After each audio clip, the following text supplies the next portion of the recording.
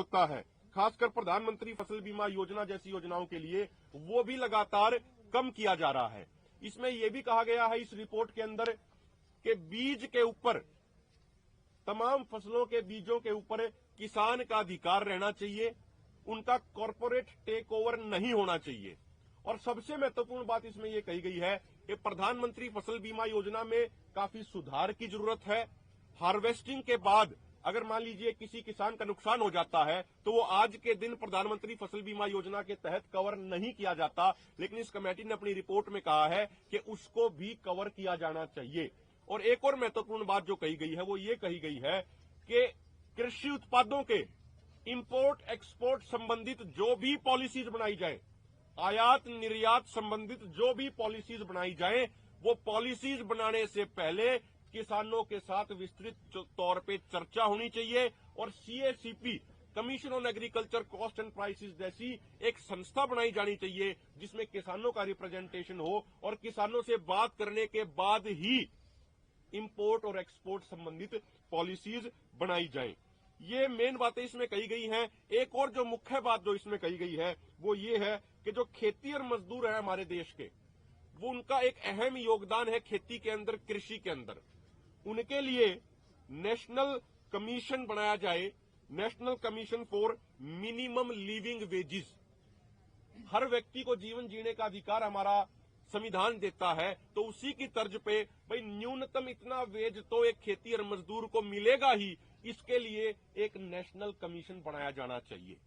साथियों, अभी समय का अभाव है, इसके अलावा बहुत सारे पॉइंट्स इस रिपोर्ट में और भी मेंशन किए गए हैं, वो हम विस्तृत तौर पे एक प्रेस कॉन्फ्रेंस दोनों फोरम मिलके इसी के ऊपर एक अलग से रखेंगे। और लास्ट में मैं एक चीज और ये कहना चाह रहा हूं, कल रात को जब हमारे वॉलंटियर्स पूरे चौकन्ना होकर ड्यूटी दे रहे थे, हमारे दोनों फोरमों के तमाम लीडर यहां पे ड्यूटी दे रहे थे, उस समय लगभग रात के 2:30 बजे के आसपास यहां पे इधर पेट्रोल पंप के पीछे 2 अज्ञात व्यक्ति, डाउटफुल व्यक्ति दिखाई दिए।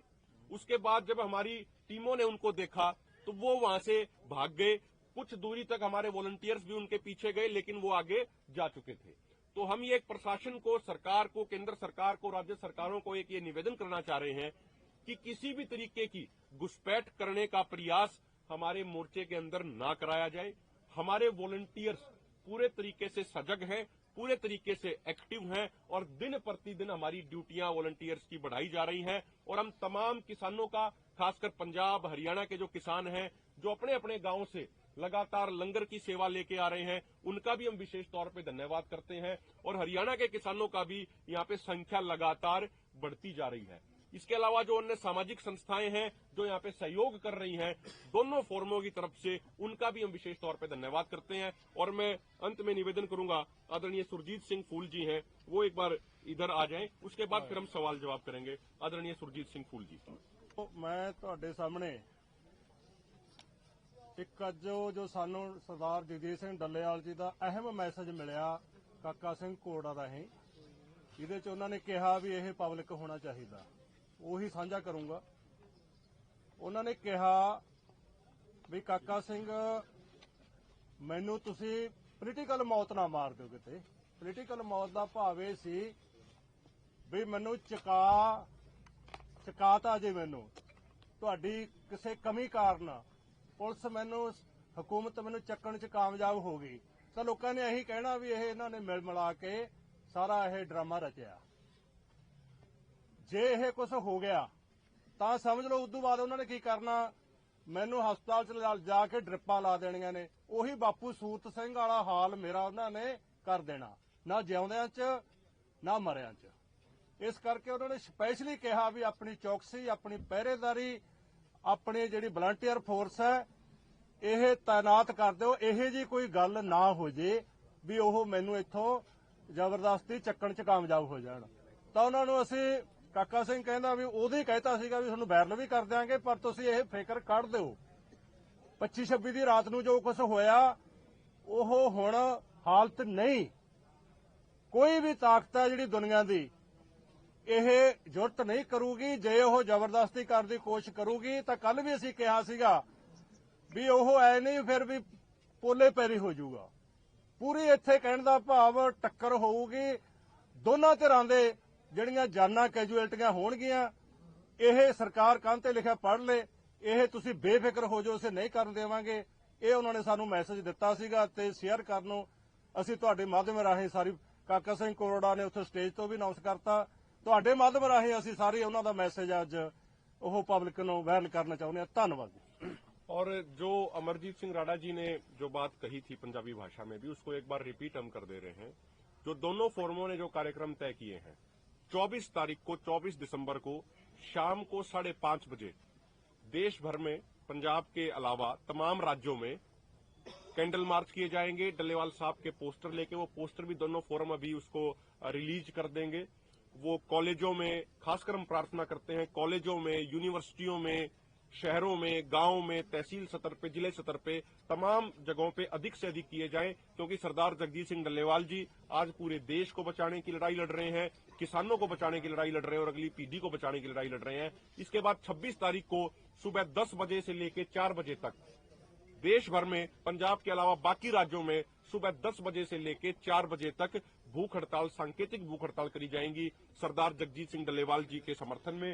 और मैं एक निवेदन करूंगा आदरणीय गुरिंदर सिंह भंगू जी, एक बार वो आपको कुछ जरूरी सूचनाएं जो हमें सहयोग की लगातार संदेश मिल रहे हैं पूरे देश भर से, उसके बारे में आपको संक्षिप्त में आपको जानकारी। पत्रकार दोस्तों, जो ਸਾਡੇ ਦੋਨੇ ਫੋਰਮਾਂ ਦੇ ਆਗੂ ਸਾਹਿਬਾਨਾਂ ਨੇ ਤੁਹਾਡੇ ਨਾਲ ਵਾਰਤਾ ਕੀਤੀ, ਉਹਨਾਂ ਦੇ ਵਿੱਚ ਮੈਂ ਆਹ ਗੱਲ ਜੋੜਨ ਲੱਗੇ ਆ। ਅੱਜ ਯੂਪੀ ਤੋਂ ਜਿਵੇਂ ਵੀ ਆਪਣੇ ਜਥੇਬੰਦੀਆਂ ਦੇ ਵੱਡੇ ਸੰਗਠਨ ਵੱਲੋਂ ਆਪਣੇ ਲੈਟਰ ਪੈਡ ਤੇ ਲਿਖ ਕੇ ਸਾਨੂੰ ਸਮਰਥਨ ਦਿੱਤਾ ਗਿਆ। ਔਰ ਉਸ ਤੇ ਵੀ ਮੈਂ ਅੱਗੇ ਜਾਵਾਂ। ਮੱਧ ਪ੍ਰਦੇਸ਼ ਦੇ ਵਿੱਚ ਅਟਾਰਸੀ ਦੇ ਵਿੱਚ ਬਹੁਤ ਵੱਡਾ ਇਕੱਠ ਕਰਕੇ ਮੱਧ ਪ੍ਰਦੇਸ਼ ਦੇ ਕਿਸਾਨਾਂ ਨੇ, ਉਹਨਾਂ ਨੇ ਇੱਕ ਦਿਨ ਦਾ ਪੂਰੇ ਦਾ ਭੁੱਖ ਹੜਤਾਲ ਰੱਖ ਕੇ ਡੱਲੇਵਾਲ ਦੀ ਸੋਚ ਤੇ ਪਹਿਰਾ ਦਿੱਤਾ। ਔਰ ਜਿਵੇਂ ਵੀ ਸਾਨੂੰ ਹੋਰ ਬਹੁਤ ਸਾਰੀਆਂ ਸਟੇਟਾਂ ਦੇ ਵਿੱਚ ਡੱਲੇਵਾਲ ਸਾਹਿਬ ਦੀ ਸੋਚ ਤੇ ਕਿਸਾਨ ਮਜ਼ਦੂਰ ਹੋਰ ਸਟੇਟਾਂ 'ਚੋਂ ਵੀ ਬਹੁਤ ਵੱਡਾ समर्थन दे रहे हैं। धन्यवाद। जिंदे वादे रहो, खुश रहो। वाहिगुरू जी का खालसा, वाहिगुरू जी की फतेह। किसी का कोई, मैंने आपको कहा कि अभी उसमें 6 वॉल्यूम है अभी उसकी, और कल वो रिपोर्ट हमें मिली है। पहले वो हमें डिजिटल फॉर्मेट में रिपोर्ट मिली थी। सरदार जगजीत सिंह डल्लेवाल जी के कहे अनुसार, उनके आदेशानुसार कल रात से ही हमारी टीमों ने उसको स्टडी करना शुरू कर दिया है। लेकिन आप भी समझ सकते हैं कि यहाँ पे अभी काम का भी वर्कलोड भी बहुत ज्यादा है, प्रेशर भी बहुत ज्यादा है। उसको हमने 6 की 6 वॉल्यूम पूरी डीपली हम उसको रिसर्च करेंगे, पढ़ेंगे, उसका अध्ययन कर रहे हैं, और उसके बाद हम अपने पूरा जो हमारा मत होगा वो रखेंगे। उसमें जो मेन तौर पे जो उसमें बातें कही गई हैं, जैसे पहली वॉल्यूम में ही मैं कोट करूं, पहली वॉल्यूम में ही पेज नंबर 54 पे ये बिल्कुल क्लियरली स्पष्ट तौर पे ये कहा गया है कि किसानों के लिए एमएसपी गारंटी कानून बनाया जाना चाहिए, पॉइंट नंबर 7 में। तो इस बात से तो किसी भी किसान या खेतीहर मजदूर की असहमति हो ही नहीं सकती। जो उन्होंने कर्ज माफी के लिए जो बातें लिखी हैं इसी रिपोर्ट में वॉल्यूम 1 में, उससे भी किसी की असहमति नहीं हो सकती। तो अभी तक जो हमने जितना पढ़ा है, रिपोर्ट पॉजिटिवली लिखी गई है। और हमने उनसे ये भी पूछा कि मान लीजिए अगर सरकार इसका संज्ञान नहीं लेती तो क्या आप आगे भी कोई योजना बना रहे हैं? तो उन्होंने कहा कि उस पर हम गंभीरतापूर्ण विचार करके आगे भी जरूरी कदम उठाएंगे। सिर्फ ये नहीं कि हमारी कमेटी ने रिपोर्ट पेश कर दी और हमारी जिम्मेदारी खत्म हो गई, इस पे आगे भी हम आवाज उठाने का प्रयास करेंगे। और हम माननीय केंद्र सरकार से भी, माननीय प्रधानमंत्री नरेंद्र मोदी जी से भी पुनः हाथ जोड़ के प्रार्थना करना चाह रहे हैं कि माननीय प्रधानमंत्री जी, आप बार बार कहते हैं कि आप संसद रूपी बिल्डिंग का बहुत सत्कार करते हैं, सम्मान करते हैं, तो ये तमाम पार्टियों से मिलकर बनी हुई कमेटी की भावना आ गई, संसदीय कमेटी की, इस भावना को स्वीकार कीजिए और एमएसपी गारंटी कानून बनाइए। हरियाणा ਦੇ ਵਿੱਚ ਐਮਐਸਪੀ ਦਾ ਨੋਟੀਫਿਕੇਸ਼ਨ ਜਾਰੀ ਕਰ ਰਹੇ 24 ਫਸਲਾਂ ਦੇ ਉੱਤੇ, 24 ਫਸਲਾਂ ਦੇ ਉੱਤੇ ਜਿਹੜਾ ਹੁਣ ਕਿਸਾਨਾਂ ਨੂੰ ਐਮਐਸਪੀ ਜਿਹੜੀ ਉਹ ਮਿਲੇਗੀ, उसके ਉੱਤੇ नोटिफिकेशन भी ਜਿਹੜਾ देखिए, मैं आपसे एक सिंपल सा सवाल आपके माध्यम से पूछना चाह रहा हूं। आज कोई नोटिफिकेशन जारी हुआ होगा, मुझे उसकी भी खबर नहीं है, लेकिन मैं एक सवाल पूछना चाह रहा हूं। एमएसपी डिक्लेयर कौन सी संस्था करती है इस देश में? हमारा खुला निमंत्रण है हरियाणा के मुख्यमंत्री माननीय नायाब सिंह सैनी जी को, हम भी उसी प्रदेश से आते हैं। माननीय नायाब सिंह सैनी जी, मंच आप तय कर लीजिए, समय आप तय कर लीजिए, स्थान आप तय कर लीजिए। पहले इसी बात पे चर्चा हो जाए कि एमएसपी तय कौन सी संस्था करती है। एमएसपी तय किया जाता है CACP, commission on agriculture cost and prices द्वारा। वो संस्था सेंट्रल गवर्नमेंट के अंडर में काम करती है और 6 फरवरी 2024 का प्रेस इंफॉर्मेशन ब्यूरो का प्रेस रिलीज है, जिसमें सीएसीपी ने ये कहा कि हमने 22 फसलों का एमएसपी डिक्लेयर किया है। 23वीं फसल का, गन्ने की फसल का एफआरपी सेंट्रल गवर्नमेंट डिक्लेयर करती है और उसमें स्टेट गवर्नमेंट जोड़ के जो देती है उसको एसएपी बोल दिया जाता है। तो जो टोटल एक भाई जितनी कीमत पे खरीद करनी है, जो डिक्लेयर होता है वो मात्र 23 फसलों का होता है। 22 का एमएसपी हो गया, 23वें का एफआरपी एसएपी हो गया। ये माननीय नायाब सिंह सैनी जी 24वीं फसल कहां से ले आए?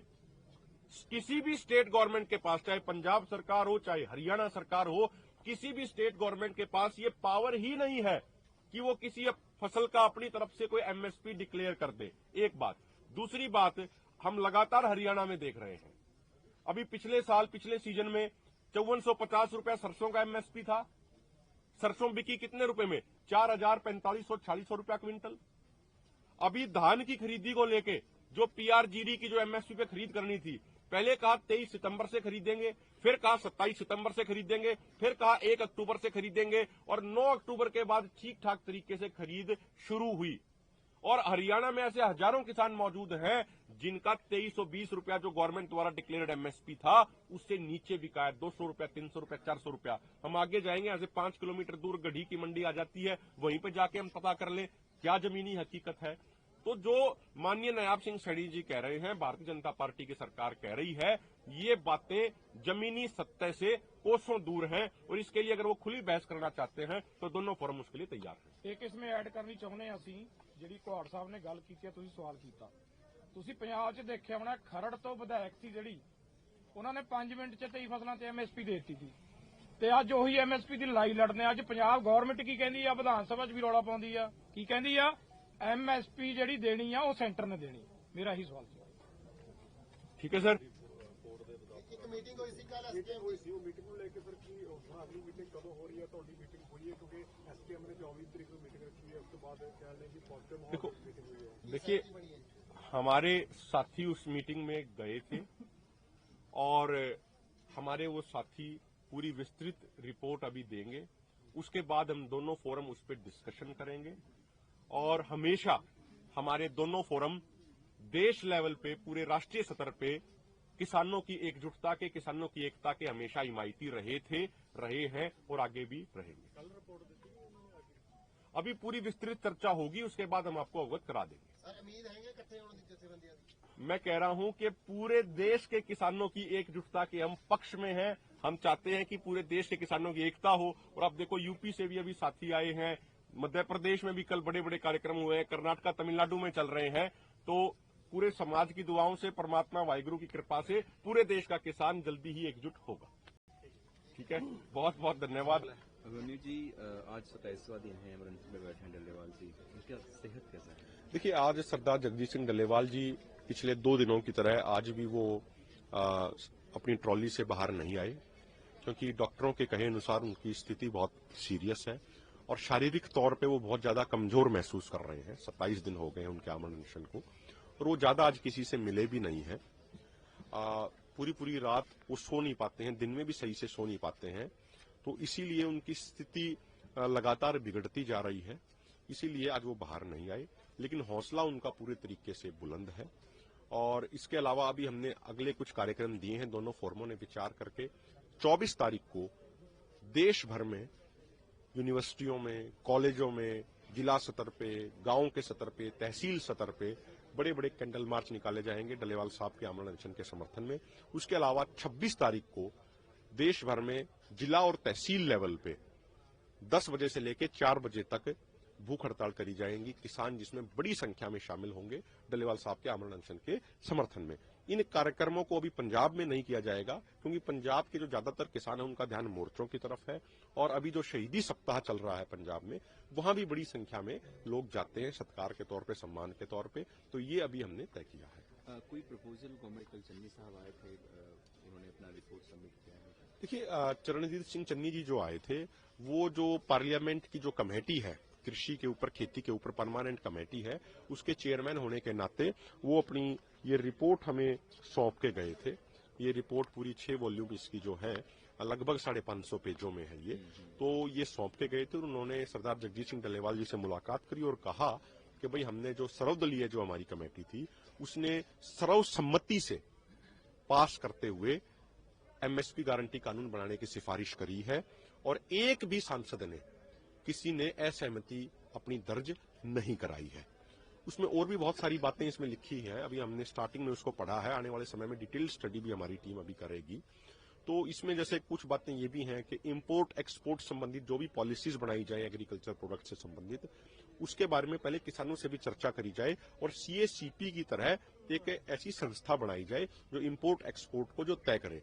और सबसे महत्वपूर्ण एक और बात जो इसमें लिखी गई है वो ये है कि 2016-17 से लेकर 2021-22 तक जो किसानों की आमदनी बढ़ी है वो 59.6% बढ़ी है, लेकिन जो किसान परिवारों की लागत बढ़ी है, जो खर्चा बढ़ा है वो 69.4% बढ़ी है।